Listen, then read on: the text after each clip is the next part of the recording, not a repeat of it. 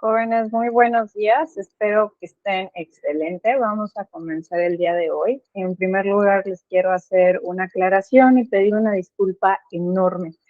Esta grabación es extemporánea a la clase. El día de la clase, desgraciadamente, pues ahí pasaron una serie de cosas, ¿no? Dormí un poquito mal porque mi peque estuvo enfermo.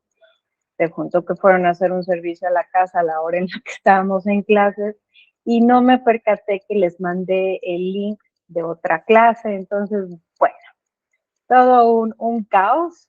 Reitero, mil disculpas. De verdad que hasta ayer, lunes, me di cuenta que quería subir la grabación y no era la correcta. Entonces, pues, voy a resumir aquí básicamente lo que estuvimos revisando ese día y enfatizarlo, ¿no? Para que quede incluso un poquito más rápido, más fluida esta grabación. Y también comentaré las dudas que surgieron en clase para irlas vinculando, sobre todo porque, bueno, de forma muy particular lo que es el aparato digestivo, respuesta fisiológica a la agresión, a la inanición, a la desnutrición y el síndrome de realimentación son temas que particularmente me gustan mucho. Entonces, igual, más adelante platicaremos de esos temas y por qué esa respuesta, o bueno, todas esas adaptaciones fisiológicas, de hecho, involucran muchas veces el eje hipotálamo hipófisis y glándulas suprarrenales. Entonces, es un tema muy interesante. La complejidad, pues también bastante, ¿no? Pero vamos de lo básico, nos habíamos quedado en este punto de que me agradaría que recordaran o que siempre tuvieran muy presente este esquema de que si apreciamos nosotros el funcionamiento del aparato digestivo con el modelo de 3 pasos, es decir, la ingesta, la digestión y la utilización, al momento de que ustedes estén evaluando y estableciendo el diagnóstico para algún paciente, va a ser más fácil porque pueden especificar, ¿no? En qué punto están teniendo el problema principalmente. Dentro de las generalidades, pues habíamos comentado que gran parte del alimento que se consume se absorbe, sin embargo, siempre queda un pequeño remanente que no, y principal, ahí vamos a encontrar a la fibra, que nosotros tal cual no poseemos la maquinaria enzimática, sin embargo, la microbiota sí. Y dentro de muchos efectos que se han estudiado en cuanto a la microbiota con este residual, pues podemos mencionar que va a conferir protección, porque ahí es remontarnos a las bases microbiológicas, ¿no? De esta microbiota, o bueno, microflora que coloniza habitualmente. También va a producir ácidos grasos de cadena corta que tienen una acción trófica en lo que son vellosidades intestinales y también en el crecimiento de ellos. Entonces, es muy interesante. También la longitud, ahorita hablando en sentido lineal, va de los 7 a los 9 metros, pero ahorita lo vamos a platicar, pues realmente es más la superficie de absorción que nosotros tenemos. En la cuestión del baño y de las evacuaciones, recordemos que no se suele quedar almacenada materia fecal, salvo que hablemos de alguna situación patológica. Sin embargo, pues esas materias fecales, ¿de qué las vamos a encontrar? Pues principalmente residuos de alimentos, restos celulares, productos terminales y pues parte de los microorganismos que están presentes, aparte del agua. También el intestino tiene un sistema inmunitario muy bien delimitado, especializado. De hecho, recordemos lo que platicábamos en la unidad del sistema inmune, que tanto el sistema respiratorio como el sistema digestivo son de los que más células especializadas tienen para la protección de los mismos, porque son puertas de entrada. Ahora, en cuanto a las estructuras, en un sentido, cuando nosotros hablamos de aparato digestivo, es el conjunto de estructuras y de órganos que van a conformar este aparato. muy diferente a cuando yo digo el tubo digestivo, porque el nombre me lo está indicando. O sea, cuando digo un tubo es todo ese trayecto que va desde la boca hasta el ano. Entonces, pues, básicamente incluye muchas partes. Dentro de lo que es la estructura, de lo que es ese tubo digestivo, tenemos diferentes estructuras glandulares que su función es descargar sus secreciones. Y pues el intestino tiene sus capas funcionales y sobre todo en la parte de la imagen central, donde tenemos el epitelio, ahí tenemos células muy importantes.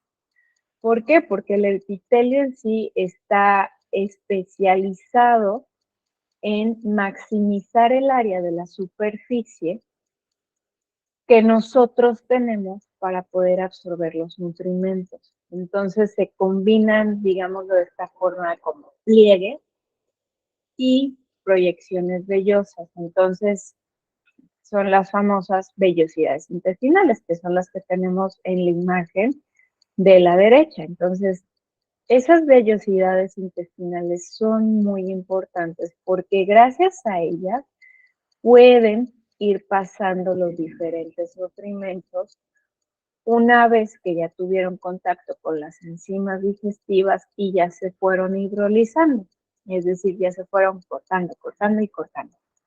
Entonces, estas vellosidades son muy, muy esenciales porque realmente tienen un recambio muy rápido. Más o menos hablamos de que tienen una vida de 3 a 5 días y posterior a ese periodo se van a desprender a la luz intestinal para reciclarse. ¿Qué quiere decir esto? Que van a ser sumatorias al reservorio de los nutrimentos que quedan para disponer. Entonces, no solo hablamos de la proteína que ingerimos en los alimentos, sino toda esta proteína que queda, carbohidratos, lípidos que quedan de estas vellosidades.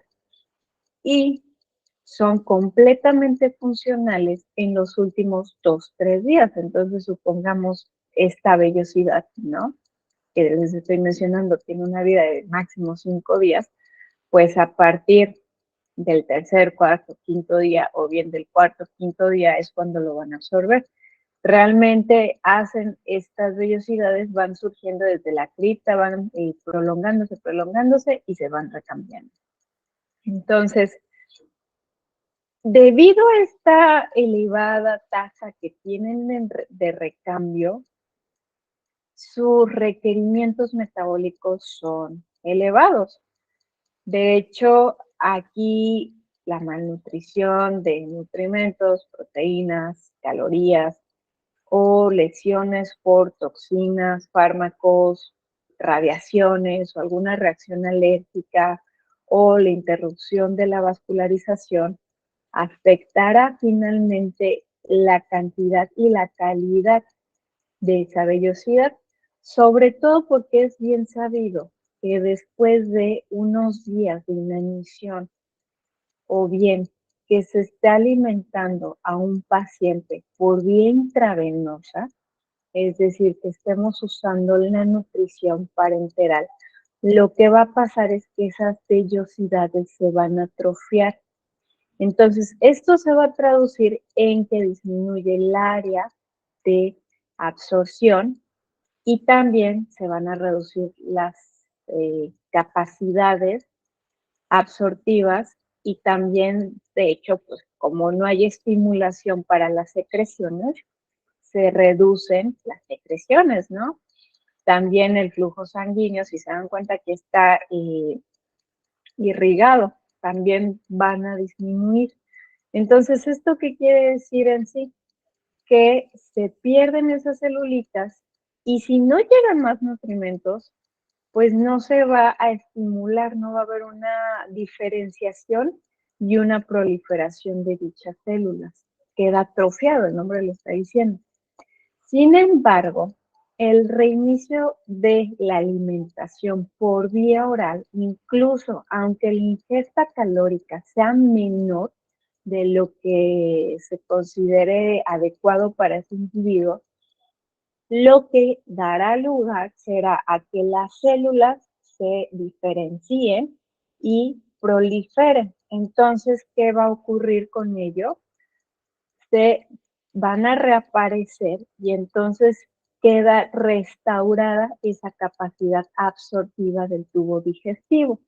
Entonces, que quede aquí perfectamente claro que la función óptima del tubo digestivo depende de un aporte constante de los alimentos, independientemente del consumo de las cantidades que se, se, se ingieran, o por ejemplo, no sé, si tienen este esquema de ayuno prolongado, etcétera, pues no, realmente el tubo digestivo es muy noble y dice, dame de comer y no hay ningún problema. O sea, si tú te comes una hamburguesa, si separas los lípidos con los carbohidratos, pues allá, ¿no? O sea, yo necesito nutrimentos.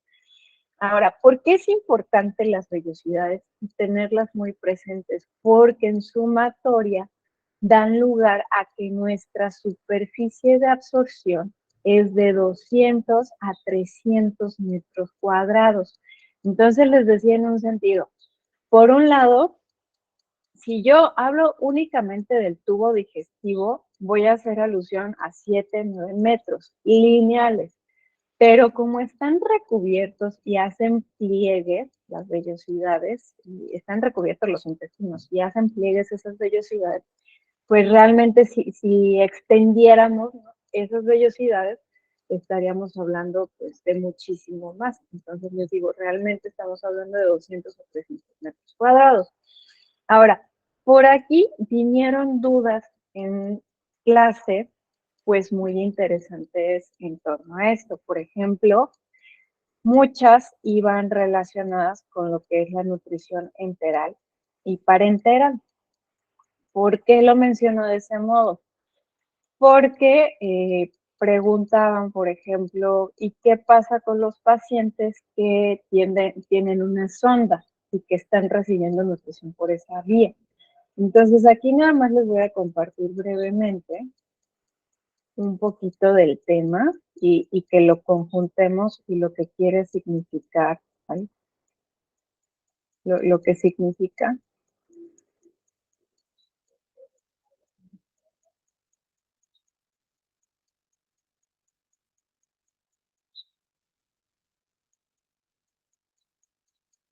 Entonces, existirán situaciones diferentes. O sea, ahorita ya platicando de pacientes y de la situación intestinal, pues sabemos que muchas veces ocurren accidentes, ocurren situaciones clínicas en donde el paciente llega a un estado crítico y entonces el visualizar la alimentación como un continuo normal que se da, cambia totalmente.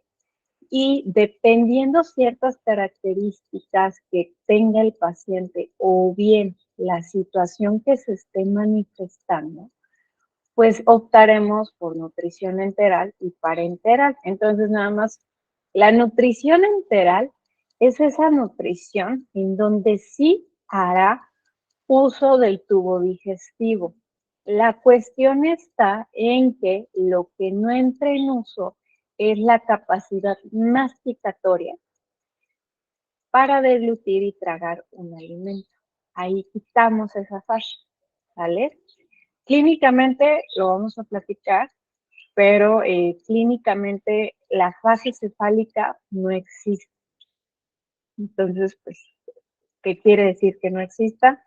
No habrá secreción salival adecuada, por ejemplo, y no existirá la misma cantidad de estímulo para lo que es la fase gástrica, que también es muy importante dentro de la función del estómago. La nutrición parenteral es usar la vía intravenosa. Entonces, dependiendo de ciertas entidades clínicas, yo puedo optar por una o por otra. Por ejemplo, Si mi paciente presenta una incapacidad para comer desde muy, entre comillas, simple, como un traumatismo facial, o incluso una disfagia, o si el paciente está en un estado comatoso, o bien tuvo una cirugía digestiva, pues me valdré de utilizar la nutrición enteral. Ahora tenemos más situaciones como una incapacidad para comer lo suficiente, por ejemplo, aquí entra la anorexia nerviosa, o bien que se presente un deterioro de la digestión, absorción o metabolismo. Optaremos por nutrición enteral. Esto es muy importante, ¿por qué? Porque cuando optamos por la nutrición enteral, estamos optando sí o sí por mandar alimentos. ¿Y qué vamos a tener ahí? Macronutrimentos y micronutrimentos que finalmente van a seguir estimulando a las vellosidades del tubo digestivo y entonces estas seguirán proliferando, ¿no? Entonces, sí se ve afectado, ¿no? En el proceso, pero no es tan drástico. Esta atrofia que les decía no se da en la misma cantidad. Ahora, otra pregunta que venía por ahí, por ejemplo, era, bueno, ¿y qué pasa en la anorexia nerviosa? Porque algunas pacientes tienen la sonda. Ahí es un poquito más compleja la respuesta porque involucra más partes. Por ejemplo, toda la respuesta fisiológica que existe ante la inanición, bueno, más bien ante la desnutrición, perdón. Entonces, en el caso de la anorexia, recuerden que las vellosidades requieren sí o sí los nutrimentos, aunque estén por debajo de lo indicado. Entonces, la anorexia tiene diferentes grados, pero cuando ya hablamos de un caso de anorexia grave o bien de moderada grave, muchas veces nos valemos de la nutrición enteral porque por vía oral no se da el proceso de manera normal, por una restricción. Sin embargo, a través de la nutrición enteral, nosotros seguimos dando el estímulo y siguen proliferando esas vellosidades intestinales. El problema con la anorexia radica un poco más en virtud de que finalmente el cuerpo, en una etapa temprana de la desnutrición, lo que hace es utilizar proteínas, tanto musculares como viscerales. Sin embargo, en un periodo posterior, más o menos a los 7 días, 10 días, frena como ese uso de sustrato energético y opta por utilizar la grasa corporal.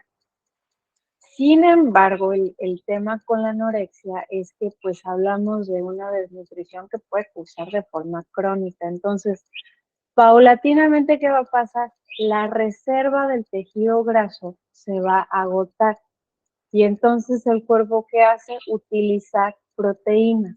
Utiliza proteínas musculares y puede utilizar proteínas de órganos, por ejemplo, si hay alteraciones en el corazón incluso, hay atrofia, pero se ha observado que posterior al restablecimiento del estado nutricional, digamos de esta forma, se restaura, ¿no? Se vuelve a una normalidad o vuelve a un punto de lo basal. Sí quedan algunas repercusiones en algunos casos, pero depende de la gravedad. Entonces, en este sentido, les digo, ahí es un poquito compleja la respuesta de la anorexia. Y de hecho, quedo todavía pendiente de mandarles un documental, que de hecho de ahí podemos platicar muchísimo, hay mucha tela de donde cortar. ¿Por qué? Porque entra esta parte que les mencionaba. O sea, cómo el sistema endocrino incluso entra a jugar para regular. Pero bueno, ahorita estamos hablando del tubo digestivo, la fisiología que tiene, entonces no hay que desviarnos tanto, simplemente es comentarlo. En cuanto a la nutrición parenteral, la vamos a escoger nosotros cuando exista una incompetencia digestiva y sobre todo, pues, por ejemplo, quiero que observen algunos trastornos que están aquí. Una pancreatitis aguda, una enfermedad intestinal inflamatoria grave, incluso cuando hay una isquemia del intestino delgado. Como pueden observar, son ya situaciones un tanto críticas donde el paciente pues, no puede agarrar y decir, bueno, voy a comer. También podemos tener alguna enfermedad crítica con mala tolerancia o accesibilidad enteral, entonces tenemos que optar por la nutrición parenteral. En cuanto a la nutrición enteral, recuerden que normalmente es esta nutrición que vemos con sonda. Aquí la imagen no es la más fidedigna porque lo estamos viendo en celular o en computadora, pero lo que quiero que observen son los calibres. Normalmente se expresan en French. Entonces, sondas de pequeño calibre son aquellas que van desde 3 hasta 12 French. Depende del autor, pero hay quienes todavía consideran 14. Sin embargo, la mayoría coinciden en este punto de 12 French. Y sondas de mayor calibre, como pueden observar, es a partir de 14 hasta que llegamos a 34. Ahora, las sondas de pequeño calibre normalmente van a ser aquellas que se van a utilizar cuando la sonda va de la nariz hasta el estómago o hasta el intestino. Y las sondas de gran calibre es cuando mi sonda vaya de forma percutánea, es decir, la conecto de forma directa al estómago o al intestino. Ahora, también otro aspecto importante, ¿cuándo puedo optar por nasogástrica o nasointestinal o percutánea? Cuando va a estar por un plazo chiquito, no mayor a 3 o 4 semanas, se puede optar por la vía nasogástrica. Y sobre todo en aquellas situaciones donde la función digestiva es normal, es decir, el estomaguito es capaz de soportar recibir el alimento. Mientras que cuando hablamos de la vía gástrica o intestinal es cuando el periodo será mayor. Entonces, aquí les digo, cuando ya son sondas percutáneas, pues muchas veces es para aquellos periodos mayores de 3 a 4 semanas o hasta más, o sea, porque realmente aquí hay un sistema de botón. O sea, aquí en esta imagencita, pues es como si yo colocara un botoncito para colocar la sonda, el tener el acceso a la sonda y hacer una infusión de la alimentación. En cuanto a la alimentación, nada más extendiéndome un poquito en esta parte, las fórmulas existen de diferentes tipos. Está una fórmula estándar, aquellas que son elementales o aquellas que son especializadas. Sin embargo, por ejemplo, a ver, déjenme ver. Bueno. Sin embargo, quiero que reflexionen. Si mi sonda va de nariz a estómago o va directamente al estómago, pensemos en el trabajo que realiza el estómago. Hace hidrólisis de proteínas, empieza a realizar hidrólisis de lípidos. Quizá no es como el número 1 en la hidrólisis de los carbohidratos, pero también posteriormente se dará. Entonces, en el estómago, coloquialmente lo decimos, es la licuadora, se va a triturar. Entonces, yo puedo dar a ese nivel o yo puedo infundir una alimentación que no esté predigerida, y aquí de hecho entra lo que es alimentación por sonda con alimentos triturados, que se conoce como una alimentación enteral artesanal, es decir, escojo una serie de alimentos que son compatibles, que no se van a atascar en la sonda y lo infundo. En cuanto al tipo de infusión, cuando va a nivel del estómago, lo puedo hacer por intermitente, o sea, como por bolos, simulando igual el proceso normal. Cuando es a través de lo que es el intestino, bueno, aquí no está. Aquí no está, pero bueno, reflexionemos igual. Cuando es nasointestinal o directamente al intestino, ¿qué ocurre?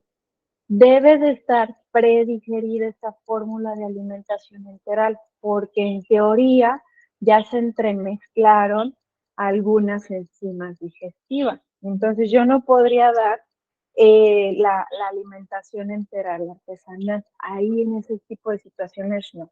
Ahora, otra característica a nivel intestinal, no se recomienda que sea por bolos, porque puede existir un problema, por ejemplo, con la osmolaridad o con el volumen. O sea, por ejemplo, Dentro de las causas del vómito muchas veces es porque se distiende el intestino o bien una parte del estómago y va para afuera. Entonces, por esta situación, cuando es a nivel intestinal, debe ser por infusión, ya sea continuo o cíclico. Y en el caso de la nutrición parenteral, en un segundito, pues, por ejemplo, podemos tener un acceso periférico cuando se va a usar en un periodo corto, es decir, de 3 a 6 semanas. ¿Por qué? Porque la osmolaridad no debe de superar los 800 a 900 miliosmoles sobre kilogramo.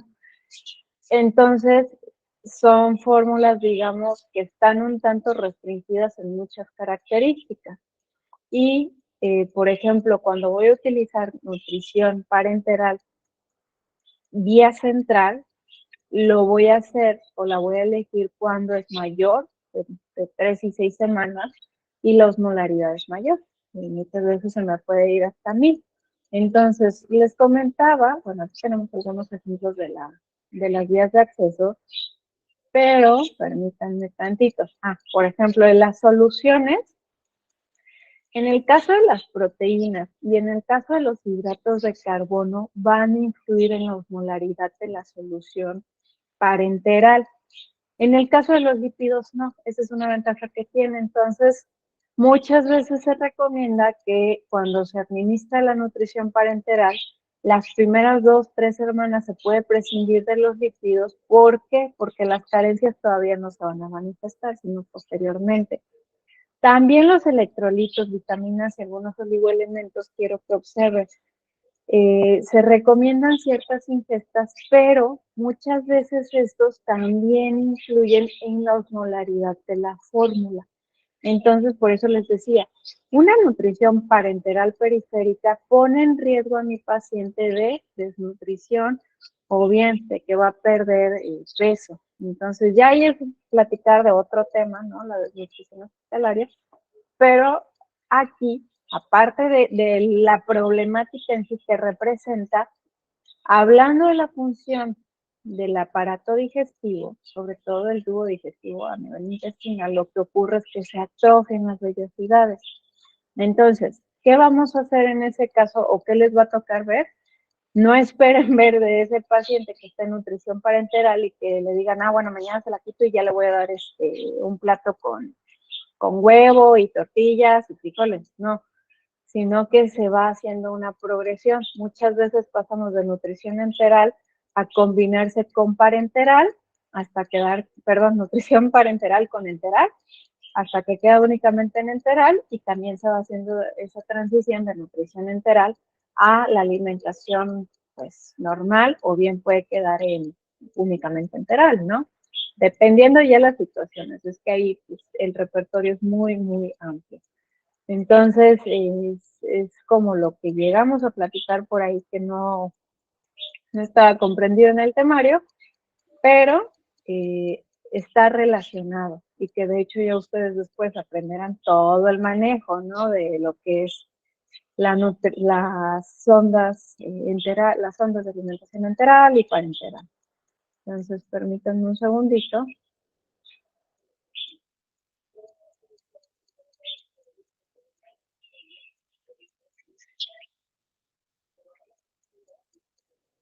Regresando a esta parte y hablando de las generalidades del tubo digestivo, entonces, empezando aquí lo vamos a apreciar por todas las secreciones y por el orden.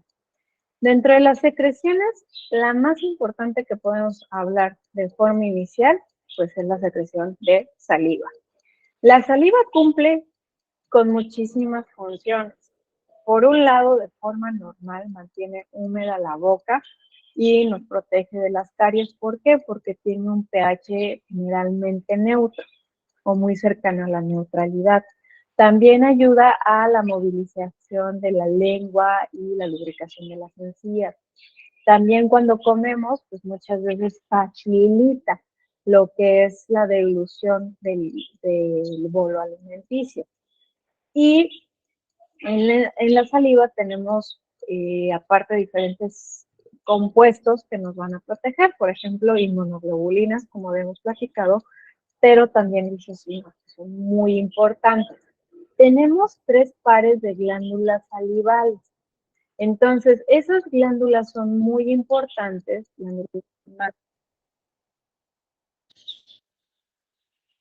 La glándula sublingual, la glándula submandibular y la parótida, que normalmente pueden secretar su propio peso en saliva. Entonces, normalmente pueden actuar incluso con un estímulo imaginado. Por ejemplo, ahorita si cerramos nuestros ojos, imaginamos un limón que lo exprimimos, pues ahorita imaginamos ese juguito y hasta estamos salivando, ¿no? Sentimos cómo se estimula. Entonces, es muy importante porque pues podemos secretar hasta 1 litro y medio de saliva por día, los cuales son muy importantes. Ahora, otro tema que les platicaba aquí, que viene y no relacionado, pero es que es bien complejo. O sea, recuerden que en nuestro organismo todo se entremezcla, todo se combina y finalmente sí una situación puede repercutir en otra. Entonces, ¿qué ocurre?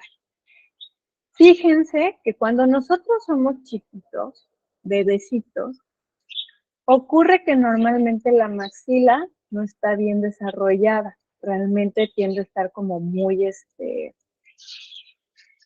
hacia adelante, pero es angostita. Y normalmente lo que es la mandíbula tiende a estar un poco retraída. Entonces, cuando alimentamos a un bebito con pecho, ¿qué ocurre? Pues cómo acomoda la lengüita, el cómo va movilizando esos músculos, resulta en que la maxila va descendiendo, entonces se hace un poquito más ancha, y la mandíbula se va yendo un poco más hacia el frente. Entonces, esto permite que la lengua, por ejemplo, pueda descansar sobre lo que es nuestro paladar. De hecho, el paladar también suele descender. Y va de la mano, de hecho, con la respiración, porque cuando está muy elevado el arco, es que aquí no se ve, pero imaginen que yo aquí dibujar el arco muy elevado, ¿qué va a pasar? No permite entonces bien el paso de la nariz a través de esta zona, y entonces, ¿qué ocurre? El niño, el pequeñito, se vuelve un respirador bucal. De hecho, ahí les puse en Classroom un video de la boca es para comer, la nariz para respirar, porque cuando los niños son respiradores con la boca, ¿qué ocurre? No desarrollan bien toda esta parte. Finalmente, pues como todo músculo, ¿no? Se tiene que trabajar y esforzar. Ahora, ojo, no satanizo ni nada, pero, por ejemplo, ok, decimos, bueno, ya ni modo, me dieron fórmula o yo le di a mi bebé fórmula. ¿Qué quiere decir que fue lo peor del mundo? No, porque pues no toda la vida somos lactantes, ¿no? Realmente son solo unos cuantos años. Pero sí es importante que, por ejemplo, cuando hablamos de la alimentación complementaria, nosotros expongamos a diferentes texturas, sobre todo alimentos que podamos masticar, porque van a seguir estimulando el trabajo maxilar y mandibular. Entonces, terminan de ayudar a que se alineen esas dos estructuras y favorecen. Sin embargo, ¿qué pasa hoy en día o cuál es parte de la problemática? Que hay un alto consumo de alimentos ultraprocesados. Igual no los satanizo, pero reflexionen cómo es la consistencia. Muchas veces es bien blandita, ¿no? Por ejemplo, un gansito, unos pingüinos, o sea, las galletas no son duras, salvo cuando compramos de esas galletas integrales, ¿no? Que dices, parecen cartón. Entonces, aquí los invito más que nada a que ustedes tengan ese ojito crítico de cómo se integra todo, incluso desde aquí. O sea, qué chistoso, desde que estamos empezando, ni siquiera me he metido a hablarles de las secreciones gástricas, intestinales, del funcionamiento. O sea, cómo desde aquí viene parte de un problema crítico, realmente.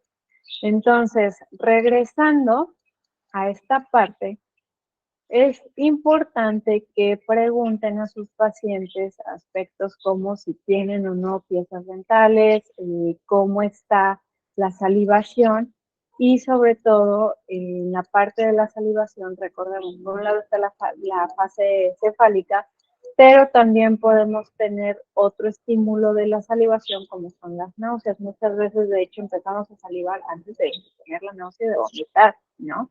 Entonces es muy importante.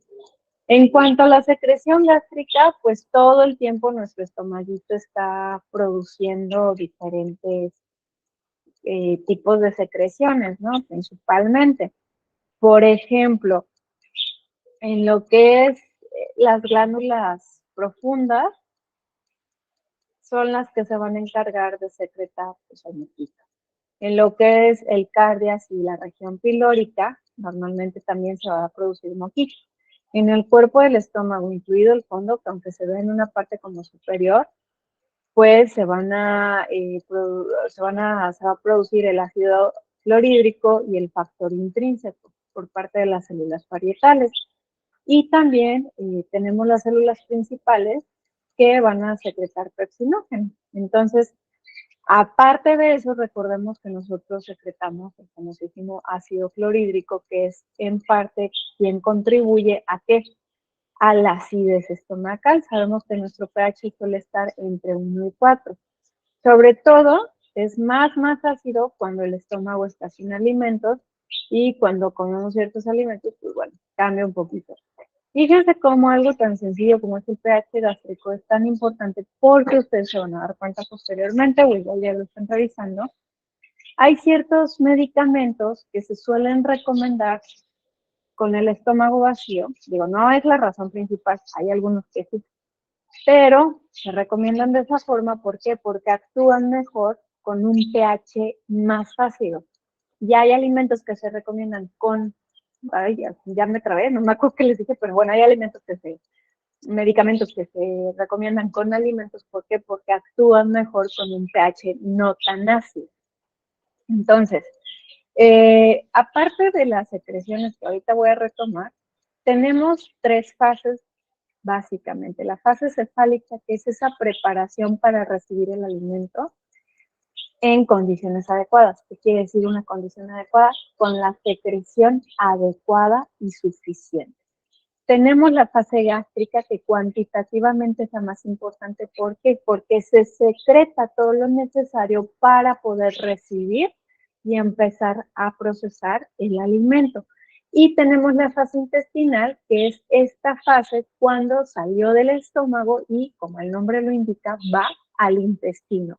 Entonces, la fase cefálica, gástrica e intestinal, las voy a ir mencionando como más desglosado, pero a rasgos generales entra el componente nervioso, no de que se ponga nervioso, sino de que, recuerden que está inervado todo ese trayecto. Entonces, cuando hay una integración correcta, por ejemplo, de la parte sensorial, es decir, observo el alimento, huelo el alimento, pruebo el alimento, incluso escucho cómo suena, incluso si lo toco con mis manos, ¿qué va a pasar? Se va a secretar mejor en todas estas fases. Y esto se va a traducir ¿en qué? En que el alimento se va a ir en óptimas condiciones, lo voy a absorber en óptimas condiciones y no voy a tener malestares de ningún tipo. ¿Y qué pasa hoy en día? Que comemos distraídos, pues muchas veces estamos viendo el móvil, o estamos viendo la tele, o estamos viendo, pues, ahora sí que al infinito y más allá. Entonces, a veces llegan pacientes con problemas gástricos. Cuando tú empiezas a preguntar toda esta parte de cómo come, huele, prueba, mastica, cuánto tiempo se tarda, muchas veces con correcciones tan pequeñitas como el decir, vamos a prestar atención, ¿no? A esto comer más pausadito, cambia muchísimo la molestia, sobre todo que pasa muchas veces, ya no hay tantos gases, ya no hay tanto estreñimiento, ya no hay tanta distensión ni tanta dispepsia. Entonces, sin hablarles yo de una dieta milagrosa, o sea, tan solo hablando de una integración adecuada de estas 3 fases, podemos tener resultados muy buenos. Por último, en cuanto a la fase gástrica, es ahí cuando el estómago ya está listo para recibir lo lo que comimos, y entonces aquí la gastrina entra en juego. La gastrina, recordemos que es una hormona, sobre todo las células G del estómago la secretan en 3 estímulos. Por el péptido liberador de gastrina, como el nombre lo dice, la va a liberar, y esto va a traer una serie de respuestas. También se libera la gastrina, ¿por qué? Porque identifica oligopéptidos en lo que es la luz gástrica, dice, pues aquí hay con qué, y también en respuesta a la acetilcolina. Sin embargo, esto lo platicaremos a detalle en la siguiente clase. Por último, chicos, pues ya nos estamos viendo el sábado. Una disculpa nuevamente, se me cae la cara de vergüenza con ustedes, pero pues agrego esta clase un poquito en desfase, resumiendo lo que estuvimos platicando el sábado. Entonces, se quedaron sin tarea, espero que hayan resuelto el examen, y cualquier situación me la pueden enviar por correíto. Cuídense muchísimo.